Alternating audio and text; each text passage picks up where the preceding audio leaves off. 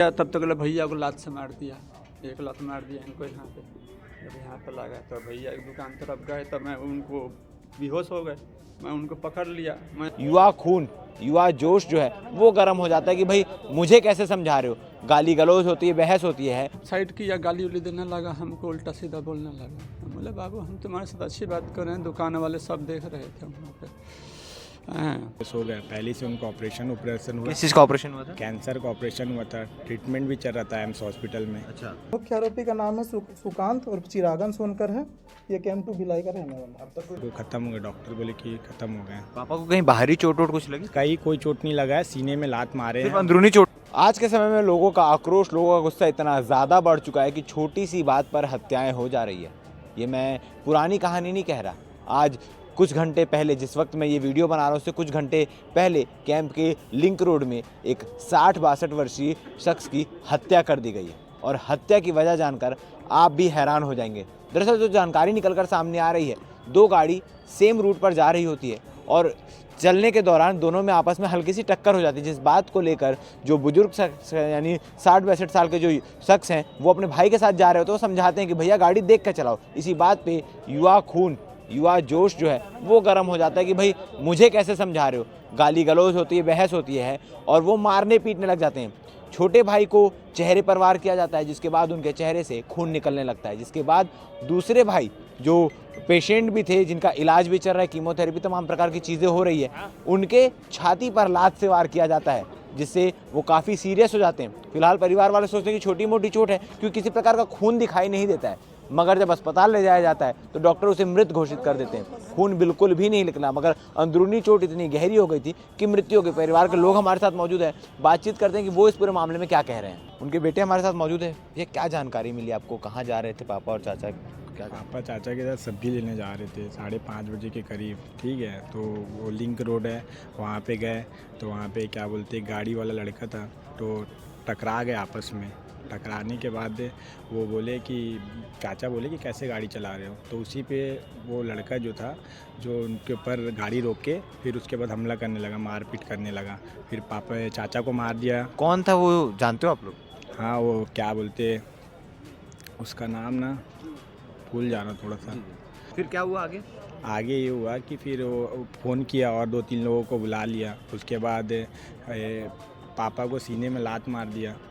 उसके बाद पापा गिर गए, बेहोश हो गए। पहले से उनका ऑपरेशन हुआ। किस चीज़ का ऑपरेशन हुआ था? कैंसर का ऑपरेशन हुआ था, ट्रीटमेंट भी चल रहा था एम्स हॉस्पिटल में। अच्छा। हाँ, और उसके बाद वहाँ से उनको सीने में मारा और उसके बाद वो बेहोश हो गए। तो चाचा को भी अंगूठी से ठूसे से मार दिया वो वहाँ पे, और फिर उनको और 4-5 लात मारे। तब तक फ़ोन आया तो हम लोग गए, फिर पापा को उठा के हॉस्पिटल लेके गया, लाल बहादुर शुपेला।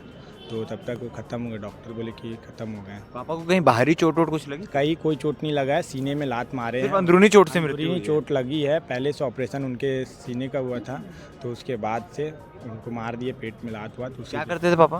पापा कुछ नहीं करते थे, ऑपरेशन हुआ था, बस घर पे रहते थे। और घर में कौन कौन है परिवार में? परिवार में मैं हूँ, मेरा बड़ा भाई है, 3 सिस्टर है, उनकी शादी हो गई है, मम्मी है, भाभी है। ठीक है, तो अभी क्या बोल रही है पुलिस, कुछ बताइए? रिपोर्ट लिखा बोली है कि रिपोर्ट लिखा गया है, उसके बाद बोलते हैं कि होगा, बात किए हैं। तो जो शख्स मारा है उसको आप लोग पहले से जानते हो? नहीं, किसी को हम लोग जानते नहीं है। ये तो मान लीजिए अगर बस रोड नाम पे पता चला है कि हाँ, ये नाम पता चल गया है कि ये आदमी है। रोड में अब चल रहे हैं तो अब आदमी किसी से भी हो जा रहा है तो उसी बात के लिए हुआ है, बाकी कोई कुछ नहीं है। वो बाकी किसी हथियार से या किसी चीज़ से मारे? से वो चाचा को मारा है, ठूसा से मार के यहाँ पे फाड़ दिया, पंच से मारा है। पापा को लाश से मारे हैं, सीने में 2-3 बार मार दिए हैं, सब बता रहे थे।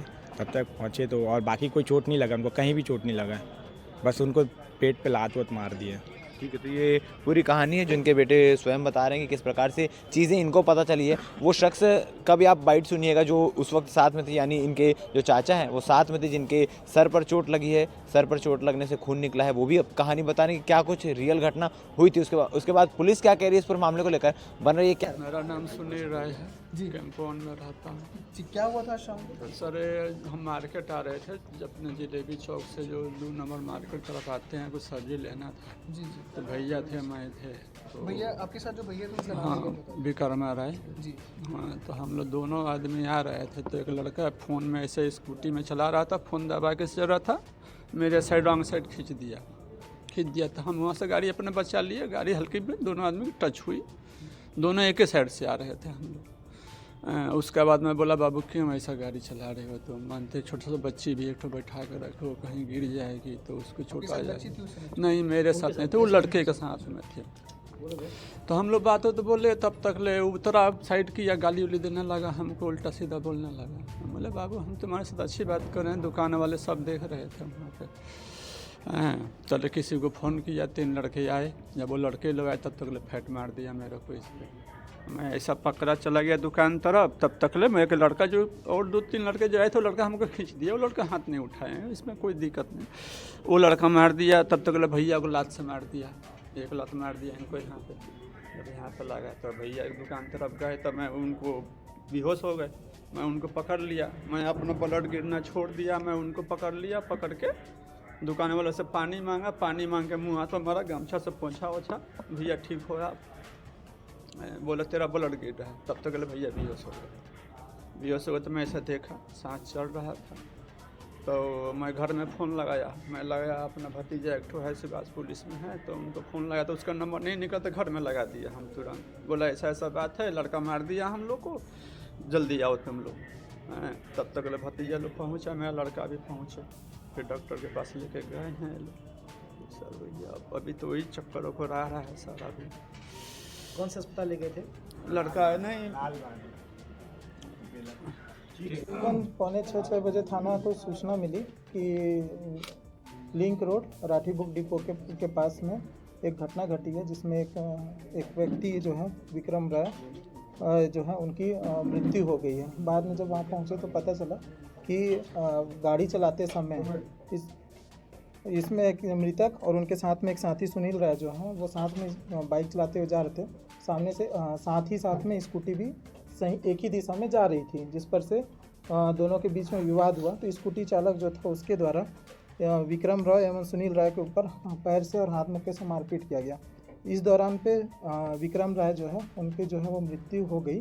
साथ ही सुनील राय जो थे उनको चेहरे पे जो है जो इंजरी हुई है।